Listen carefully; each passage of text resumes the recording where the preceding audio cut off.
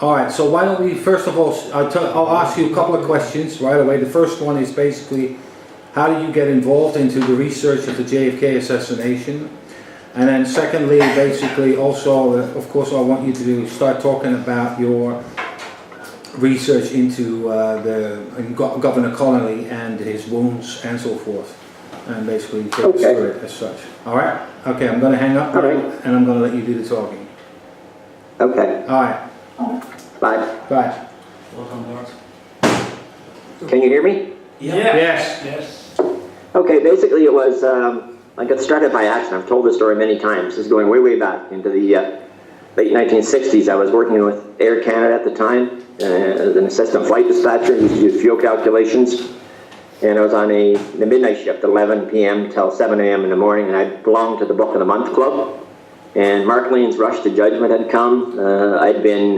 I wasn't interested in it. I let the 30 days lapse. I was stuck with the book, couldn't send it back, so I read it on the afternoon, the evening shift, and that's really what got me intrigued from there. And from that point forward, I tried to read as much as I could. Shortly thereafter, I found Harold Weisberg's first book, Whitewash. I contacted Harold. I first contacted Harold probably in 1967.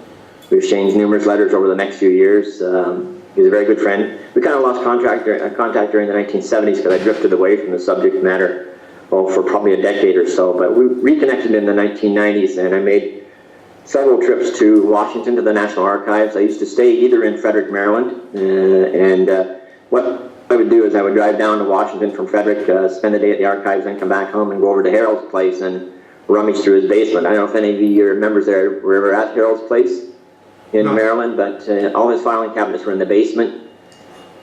And he had a desk set up down there, and you could go through and pull his files out, and he had a photocopier upstairs. You could photocopy documents there if you wanted. So it just kind of grew from that.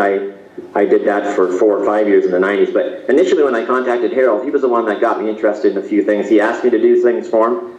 That's where my first paper on Tippett grew out of. Harold asked me to look into the Tippett shooting, and I constructed it. Some of you may or may not have seen it or read it. It's roughly 100 pages long. I wrote that, and that's really how I got involved in it. As far as the Connally aspect of it goes, I always felt that it had been under-examined. No one had bothered to sit down and take their time and take a good long look at the Connally wounding and where it fit or didn't fit in, obviously in the official scenario of the event. And that's really how that came about. Okay. I just wondered regarding your 10-year break that you said you took. Why was that? Why did you take a 10-year break? Basically what happened is I decided to go back to school, back to university. So I spent 7 or 8 years at university. I did a Bachelor of Arts and a Master's of Arts back to back. And unfortunately it happened right during the time span of the House Select Committee on Assassinations, and I only kept up with things by reading things in the newspaper and stuff like that, and I really kind of lost interest in it. In conjunction with Harold, I also became good friends with Fred Newcomb and Perry Adams out on the West Coast, worked with them on Murder from Within.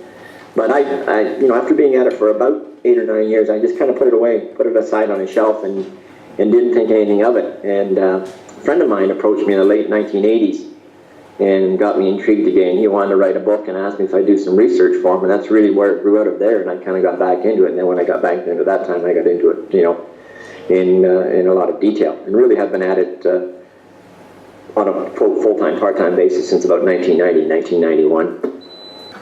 Did the film JFK have anything to do with the fact that you getting back into research again? Did you say the young JFK? No. Is there a chat function there, Bart? No, there isn't. No. There is no chat? No, I'm talking to him live on the phone. I know. That's one. Say Oliver Stone movie. The Oliver Stone movie. Oh, okay, all right, yeah. Did it have no, anything? not really. I went and saw the movie. I'm sorry, I apologize. It was That's terrible. all right. No, it didn't really. I went and saw the movie, and I found it interesting. I know from talking to Harold on several occasions, he hated it, Harold Weisberg, but we never really discussed why he disliked it, but I think he had his own reasons. But it didn't really.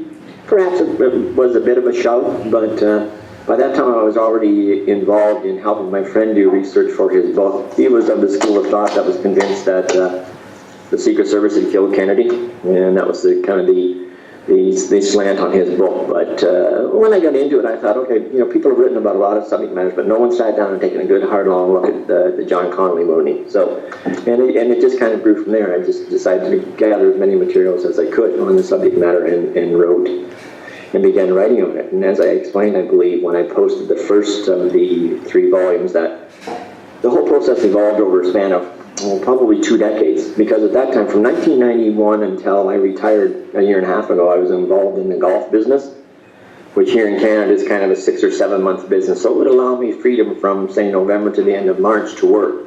And I would stay here in Canada till past Christmas, and then I would go and I would spend time in the States, in Washington.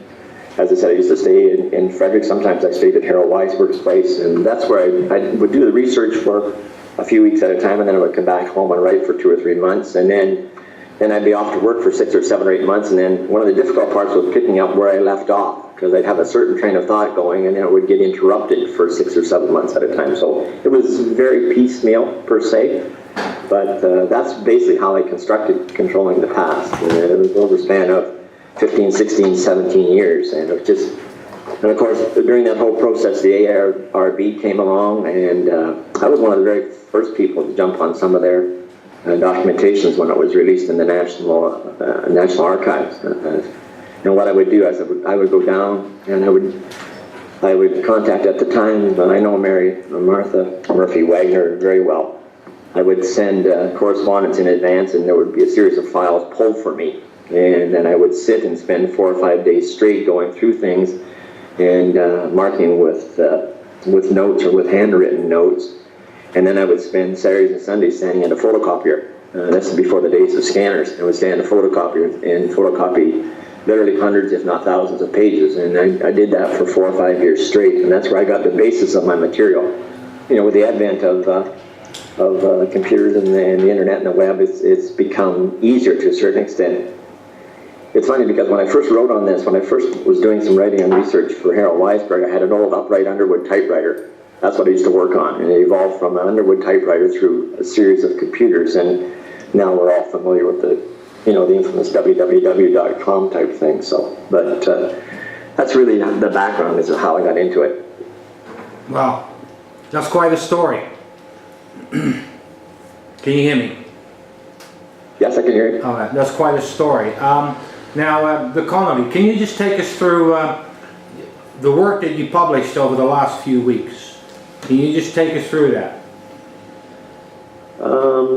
Sure. Just start from the beginning and just slowly talk us through it. I'm going to hang up now, otherwise I'm going to run up a massive bill. So Okay, exactly. I'll call you in a moment. I'll call you later on.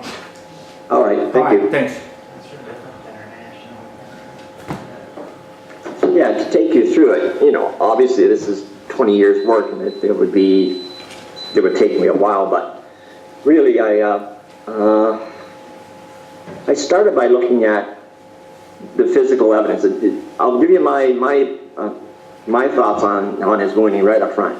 I don't believe in the single bullet theory. I never have from the beginning. I've always felt that Connally's wrist wound in particular was a result of the headshot. I believe that was a fragment that struck him in the wrist. I've always been of the frame of mind that all of Connally's wounds happened after the headshot. I don't think Connally was shot before frame 313 at all. That's just, you'll see as you read, as the work goes on, what I base that on. But really, I started by trying to contact. Dr. Shaw was the only individual I was able to get a hold of and talk to. I talked to Robert Shaw twice late in his life. He'd been retired at that point in time. And if you look at the manuscript, that's kind of how I built it. I took the first part of what transpired at Parkland Hospital and then just built upon.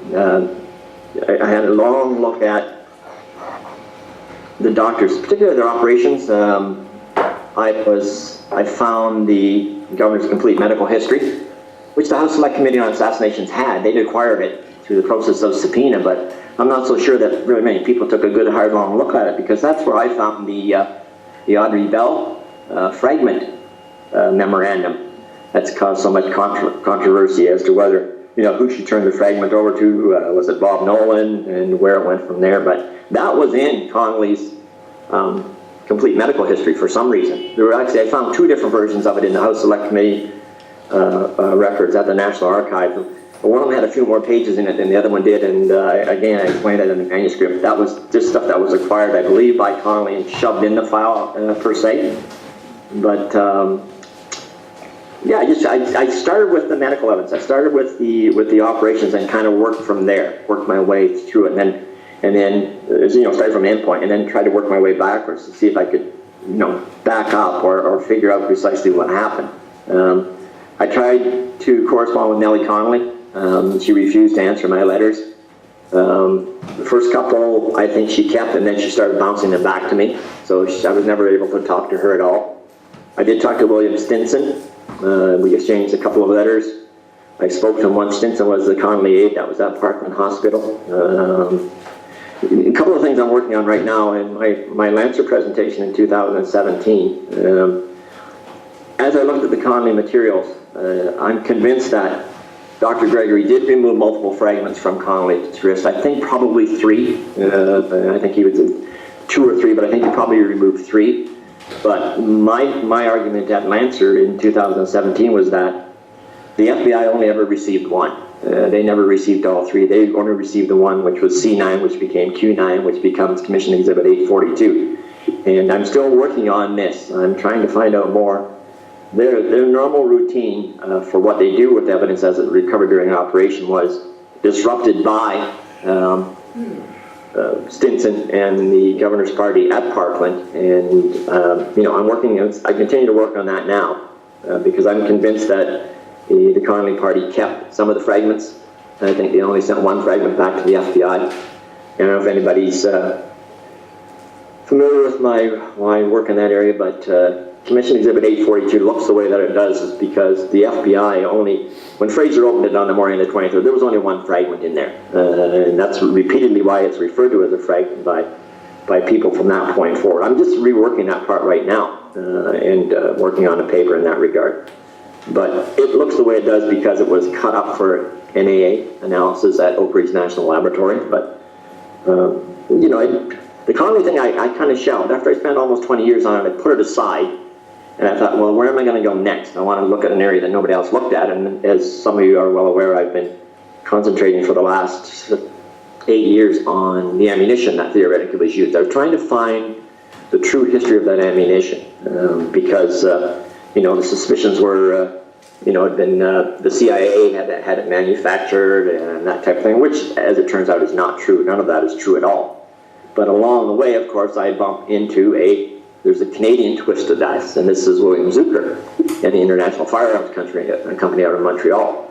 And I'm continuing to work on that. It's been a difficult process trying to get some materials from the Canadian archives, particularly the Quebec Bibliothèque in Quebec. I'm trying to find materials background material on Zucker and his brother-in-law, particularly Manny Wagensberg, who gets involved in the Iran-Contra affair. There's a thread that runs through here. Manny Wagensberg was William Zucker's brother-in-law. He lasts all the way through, right? The Iran-Contra affair. He's the one that sets up the first collection of arms in the Iran-Contra affair and gets paid in that for it. But I'm still working on that. That manuscript's called Forgotten. My presentation last fall, I don't know if anybody saw it. I'm intrigued by William Zucker. He seems to be a real mystery man. He was supposedly born in Canada. He's supposed to be born in the province of Manitoba. I can find no records. One of the things I examined last year was the Jewish Floridian. They shut down the International Firearms Company in Montreal in the late 1960s. The FLQ, there were riots, a few things like that. He moved it out of the country. He had the Century Arms in Vermont for a number of years. Everybody's familiar with Century Arms because of the rifle and the ammunition of that. But what I'm trying to find out right now is how Zucker got his hands on the ammunition. I'm convinced that the 4 million rounds that were manufactured never left the continental United States. It was manufactured for the Italian government. That's who the client was. It wasn't the CIA. It had nothing to do with the CIA. I don't think any of the 4 million rounds ever left the country. They were sent to Raritan Arsenal. in Metuchen, New Jersey. I've been able to track that down right to the railroad car that they were on and how it got to Metuchen. But then it sat in a warehouse there that was used by the CIA. The CIA used it as one of the depots where they held materials. There's a long section in Forgotten about how the CIA utilized the Raritan Arsenal in the overthrow of the Arbenz government in Guatemala. So, and, you know, I kind of worked backwards from that, but I'm intrigued by William Zucker because I can't find anything on the man's background. There was a big article in Jewish Floridian in the early 1970s in which he claimed that he'd been born in northern Michigan, had gone to the University of Michigan and studied medicine, University of Michigan in Ann Arbor, had served in the American Navy during the Second World War, and then came out and started a small arms business. Well, as it turns out, no records of him. He never, as far as I've been able to ascertain, the records of the University of Michigan in Ann Arbor show no William Zucker ever enrolled there. I searched millions of military records through Fold 3 and through the National Archives in Washington. There's no record of William Zucker ever being in the Navy during the Second World War. He was a salesman. He pops up in Ottawa in 1947. He was a salesman and a typewriter repairman. The story, if you look at the Century International Arms website, which Century International Arms is the end result of William Zucker's original company out of Montreal. His oldest son still runs it, and there's another group that won't talk to me. I've sent them emails, I've tried to correspond with them, but they don't want anything to do with it. I'm trying to find out information about him. But Century International Arms and Zucker, I can't find any background material on him. He seems to drop out of thin air in Ottawa in 1947. He works for a family. He claimed that he was a typewriter salesman and repairman. He fixed a typewriter for a guy. The guy came to pick it up, couldn't pay for it. He gave him an Enfield rifle in exchange. Zucker got it, sold it right away, and realized he could make more money by selling arms than he could by repairing typewriters. Well, as I found out after searching for about a year and a half, none of the story is true. He actually appears to have worked for somebody who took this route. His family's name was Karlovsky. I found ads that Mr. Karlovsky put in the Canadian papers, particularly in the Western papers. And it all has to do with how I found him was he got parking tickets. He got a parking ticket, and the address he gave, the address on his driver's license was where this Karlovsky lived, and this Karlovsky individual ran 2 or 3 businesses. It gets quite involved. So, and I think that the Karlovsky family funded William Zucker to start the International Firearms Company. And of course, it gets tied in the Kennedy assassination because whether you believe that the Western Cartridge Company ammunition was used in Dallas or not, it is a link to Oswald because it's eventually going to be a link to that rifle. And that's where the whole key is. And I'm trying to find out how Zucker got his hands on the actual ammunition. That's the part I'm working on right now. As far as the Connally work goes, at the moment I'm in the midst of volume 3. I'm about halfway through it. This one was a throwaway when I constructed the Connally manuscript. It's my 115-page look at there's a Zapruder film and what happened with the CIA and the Secret Service at the National Photographic Interpretation Center over the weekend of the assassination. I contacted Doug Horn before he was interested in getting back into this. I first contacted Douglas Horn in 2000, actually in May of 2000. At that time, he was about 2 years removed from his work with the AARB. I copied all of his files. I copied a whole bunch of files from the AARB when I was at the archives in 1997, 1998. And I went through Doug Horn's files and a bunch of others, and I gathered all the information about the NPIC event. And so I tried to find Doug Horn. And in 2000, he was working for the Simon Wiesenthal Institute in New York City. And I sent him an email, and he was nice enough to reply, because I'd heard from people I didn't want anything to do with it. He had washed his hands of the whole thing, and he was done with the ARB. But I contacted him in 2000, and we exchanged a few emails. And that's what got me going on this chapter. So I hadn't looked at this chapter for probably 10 years, and I pulled it out 2 days ago. I'm about halfway through it. I've downloaded some of Doug's recent revelations, his recent writings on it. He and I disagree, as you'll see when you read my take on it. But I'm working on that aspect of the Connally manuscript. The next couple of chapters, I think everybody will find the last chapter interesting. John Connally, in reaction to William Manchester's book coming out, gathered a group of people around him to construct what was called euphemistically the Connally document. It involved 2 or 3 of his lawyers. It involves people that were around Connally at the time of the assassination, and he was going to put a book together to refute Manchester. Well, this never happened. The book eventually happened, but it's not the book that Connally wanted to write. The Herskowitz book that is co-authored by Connally that came out in the early 1990s is something completely different from this Connally document. So I had to go to the LBJ Library in Austin, Texas to gather this documentation, and that's where I picked it up from. You trying to call me, Bart? No. Yes, no? No. I'll send you a text. Okay, but I think you'll find that chapter interesting at the end, what Connally went through to try and prove that what Manchester in essence had written was, you know, a bunch of malarkey as far as he is concerned. But it's interesting to watch how Connally worked internally with these people to try and prove his case. But that's coming. That's the very last chapter in volume 3 here. I didn't want to spend a lot of time rewriting stuff. I'm kind of pleased with the way I left it, which basically the last writing was completed in about 2007, 2008, somewhere around there. And I only judge that by my footnotes because I can't remember. Hey, I'm getting old, what can I say? But there's some other stuff I want to have a look at, but it's just a matter of time now. I'm going to go back to Forgotten. I have to finish that. I've got a young researcher up in Ottawa going as deep into the weeds as he can possibly get to find information for me. I'm trying to get some stuff out of the archives in Quebec, but the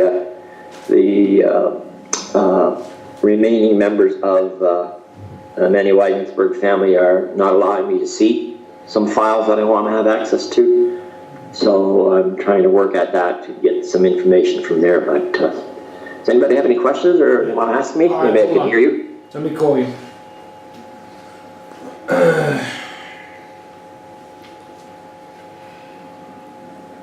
Today. I don't want you to run up your phone bill. Hello? Hi.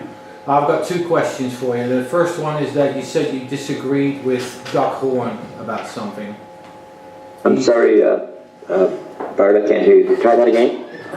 Can you please tell us what your difference is with Doc? Can you tell us? The phone connection dropped out. I can't hear you at all. Can you type the question? Hello? Can you hear me?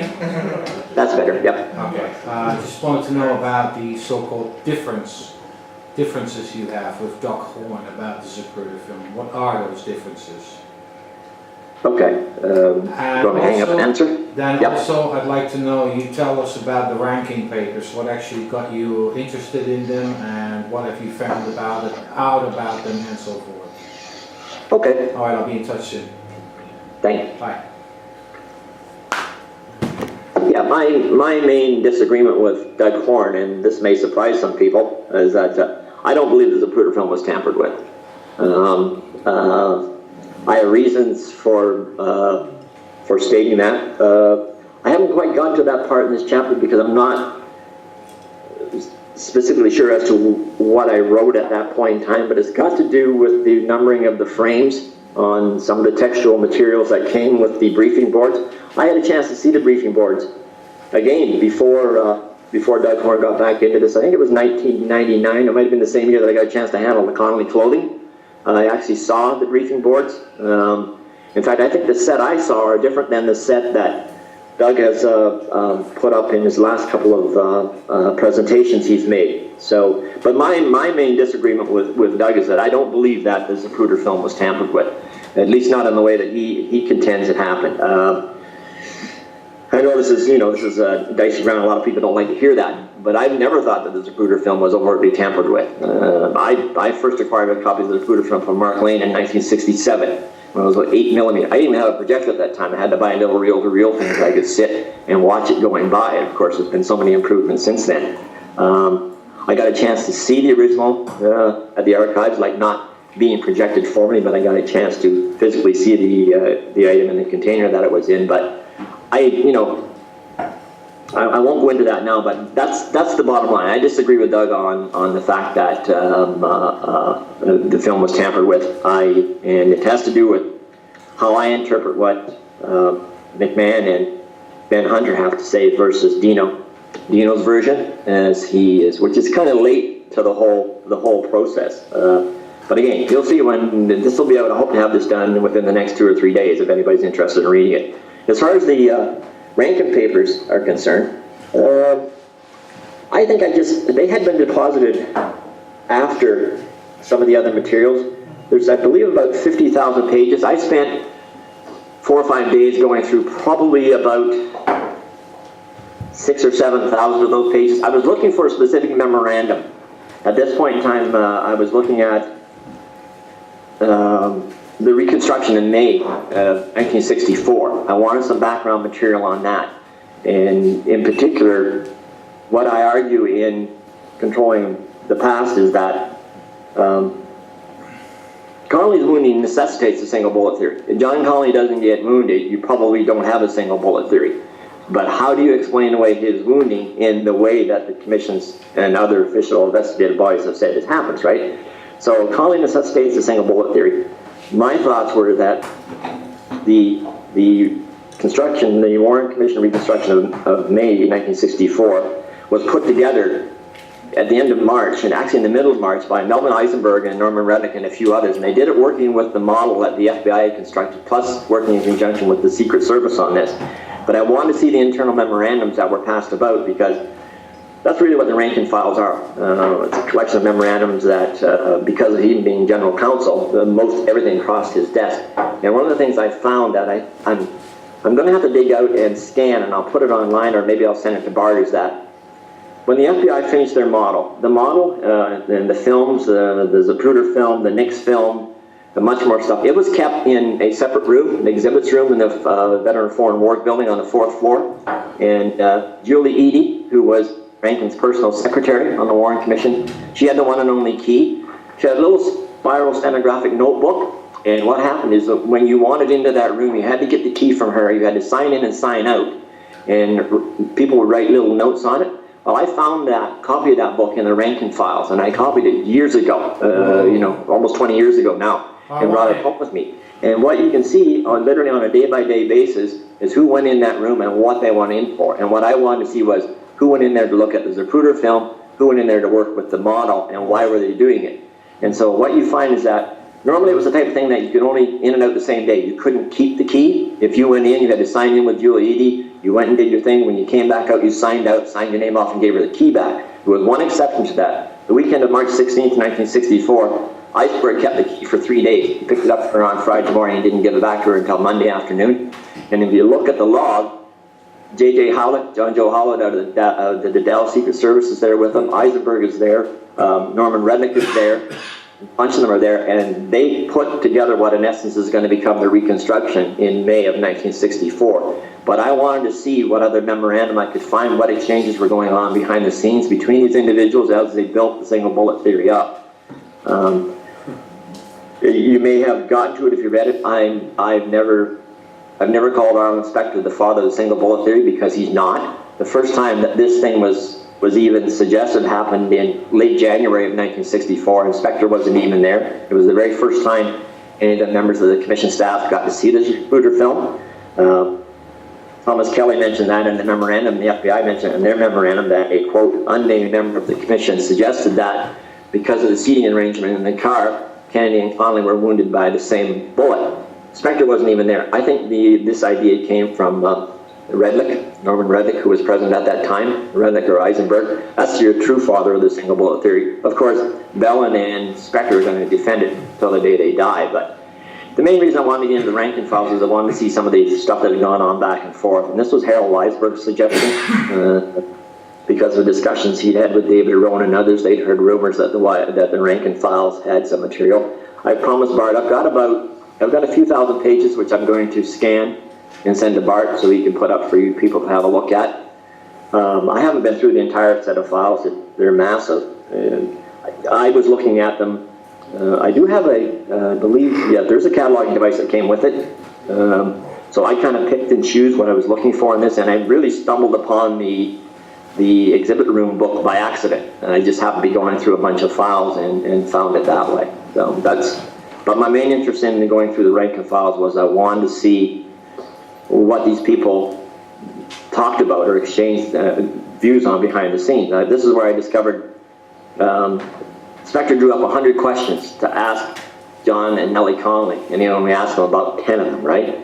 Never asked them about the clothing. What did they know about the clothing? What happened to the clothing? If you read that second volume, I have an entire chapter on what actually happened to the clothing. I think it's in the second volume. I can't remember. But, you know, things like that. So it was interesting. I did it in essence because at one point in time I thought I would write a book about the Warren Commission. I had a couple of exchanges with Max Holland, whose book has never come out. People are probably familiar with Max Holland. He's been working on a history of the Warren Commission now for a lot longer than I've been working on even the Connally thing. I don't know if he's ever going to get it published. Okay, we've exchanged emails a few times. We have differing opinions about that, naturally, but that was one of my thoughts in the back of my mind. I was going to write something about the Warren Commission, beginning right from how it was put together. Basically, a lot of them were handpicked by Rankin and others. But, and so I wanted to get into his files and have a look at what he had to say. So that's really why I got into the Rankin files. Anything else? Somebody can try asking me a question. I don't know if I hear you or not. Hello? Hi. Yep. That's great that you told us. I just wanted to say about the Rankin files. Part of it that I saw was chapters 4 and 5 of the Warren report, basically with annotations. And what Malcolm Blunt basically told me at that time is that that Rankin was basically the person to go to, that if they had any questions or misgivings, or you know, if they'd say like, well, that's real speculation, or that's just rubbish, or that's useless, this, that, and the other, blah, blah, blah. All that type of traffic and correspondence would basically go through Rankin. And if you wanted to know like the background of the Warren report and the Warren Commission and how they actually interacted with each other, it's actually inside those Rankin files as such. So, right. Hence my interest as well, and Malcolm's interest as well, because actually Malcolm spoke to me about a month ago, and month and a half ago, and he said like, I asked him like, what were you going to look for? What can we expect regarding all this? Okay. I'll hang up now. All right. Yeah, just getting back to the Rankin files very briefly. I agree with Malcolm Blunt on that. One of the things I found, and I mentioned it in, it might be in this third volume, I think I touched upon in volume 2, is that Rankin withheld things from the actual 6 members of the Warren Commission. He withheld things from Warren, from Ford, from the rest of them. He was the go-to person in the infrastructure of the Warren Commission himself. He and Norman Reddick were extremely close. Things went to Rankin, but a lot of times they got filtered through Norman Reddick first, and as you indicate, I was coming at it from a different perspective than Malcolm, but I can understand Malcolm's interest in it, and you know, perhaps sometime if I go back, I would look at the Rankin files again. You got to understand, the time that I did it, I used to, when I originally did it at the National Archives, you used to literally put coins in a machine to copy, and then as it went further along, they came up with like, kind of like a credit card system, and you used to load money on it and use it in the photocopier. So, you know, and for me traveling back and forth, I was always concerned when I got to the border if I got stopped and they asked me what all this paper was, but it never happened. In 5 or 6 crossings, I never got stopped at the border to say, hey, what are these few thousand pages in the back, and people started rifling through them, kind of thing. But that's really what my interest in the Rankin files, where that came about. But as I said, I came at it because I was trying to find out information about the Warren Commission reconstruction. And a lot of that had to do with the late Tom Purvis at the time. If you can see over my shoulder, and the tubes behind me here, Tom sent me copies of all of Robert West's original survey plats. And I was trying to work on some reconstruction material, and Chris is involved in that too. And so I went at it through the Rankin files, and I'm glad that I did, because I found out things. I have to go back and look at the Rankin files, because I think I copied about 6,000 or 7,000 pages and probably used 1,000 pages. And the other stuff was sitting in a filing cabinet in my basement, which I never haven't looked at for years and years. In fact, I pulled that filing cabinet apart the other day for the very first time, trying to find the Julie Eadie thing. I will find it, and I'll send it to Bart.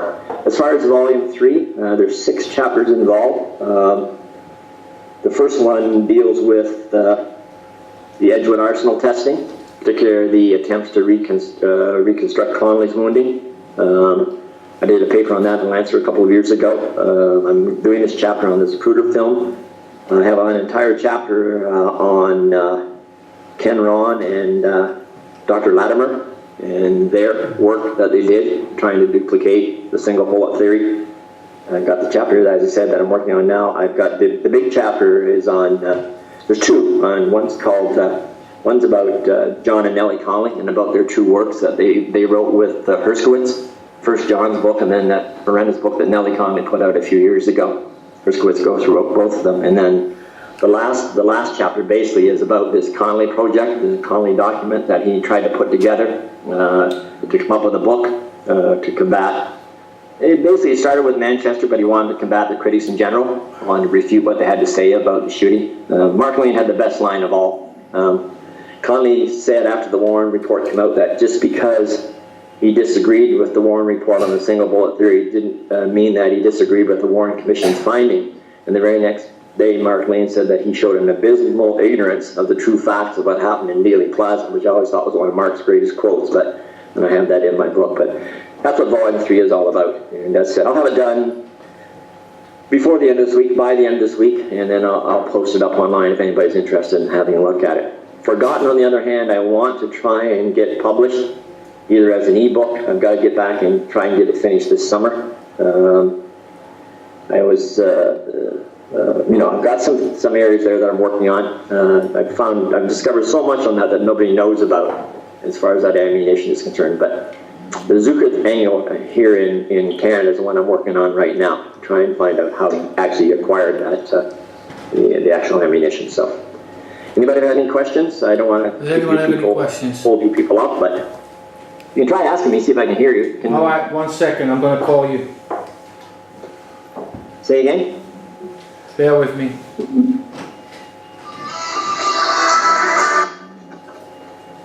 Hello? Hi. In light of Connally's wounds, how many shots and how many shooters? In my opinion, you mean shots in total in the assassination? Yes. I've always been of the opinion that no more than 4. Right. Did you say why? No, I said right. Yeah. The shooters. And, Yes, I said, go ahead. And where did the shots come from? I'm sorry? Where did the shots come from? What is your opinion on that? Where did, The shots come from? okay. I always thought that all the shots came from behind. Really? Not necessarily Texas School Book Depository. Well, if in the Texas School Book Depository, not from that particular window. I've always been suspicious of the window at the other end on the same floor. But I think the shots all came from behind. And I understand the concerns about the throat wound with Malcolm Perry and others. But in that sense, I guess I'm a bit of a different conspiracy theorist. But and as I said, I've always been convinced from very, very early on that all of Connally's wounds occurred after the headshot. Right. In that sense, I think there's a 4th shot, which is the one that hits Connally. It almost missed him. The shot that goes through his thorax almost missed him. As Robert Shaw described it was kind of a slap wound against the fifth rib at the midpoint. And I'm not so sure that one isn't the one, that particular missile might have caused the dent in the chrome lining of the limousine, given Connally's position at the time he was shot. Right, gotcha. Does anyone have a question? No? Alright, that concludes our talk, Gary. Thank you very much for talking to us. Thanks, Gary. Well, thank you very much for allowing me to intrude on your morning. Yeah, thanks very much.